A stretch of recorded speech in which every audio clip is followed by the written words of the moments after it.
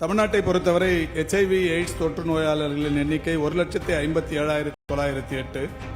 HIV-யால் பாதிக்கப்பட்டவர்களுக்கு இலவச மருத்துவ சிகிச்சை அளிக்க 76 கூட்டுறவு மருத்துவ சிகிச்சை மையங்கள் தமிழ்நாட்டில் செயல்படுத்தப்படுகிறது.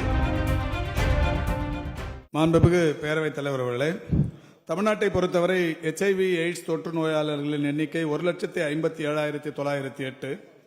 HIV-யால் பாதிக்கப்பட்டவர்களுக்கு இலவச மருத்துவ சிகிச்சை அளிக்க 76 கூட்டுறவு மருத்துவ சிகிச்சை மையங்கள் தமிழ்நாட்டில் செயல்படுத்தப்படுகிறது. கூட்டு மருத்துவ சிகிச்சையில் இருக்கிற பயனாளிகளின் எண்ணிக்கையை பொறுத்தவரை 1,41,341. மாண்புமிகு தமிழ்நாட்டின் முதலமைச்சர்களுடைய வலியுறுத்தலுக்கு ஏற்ப இன்றைக்கு இந்த கூட்டு மருத்துவ சிகிச்சை என்பது விரிவுபடுத்தப்பட்டிருக்கிறது. சமூக நலத்துறையால் வழங்கப்படுகிற பாதுகாப்பு திட்டங்களை பொறுத்தவரை முதியோருக்கு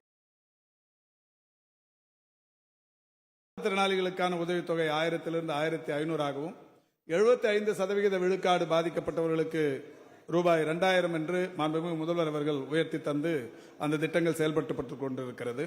திருநெல்வேலி மாவட்டத்தை பொறுத்தவரை ART மையங்களில் 3372 பேரும், தென்காசி மாவட்டத்தை பொறுத்தவரை ART மையங்களில் 1264 பேரும், ஆக மொத்தம் 4596 பேர் HIV தொற்றாளர்கள் மருத்துவ மற்றும் மக்கள் நல்வாழ்வுத்துறையின் கீழ் கூட்டு மருத்துவ சிகிச்சையின் மூலம் பயன்பட்டு வருகிறார்கள்.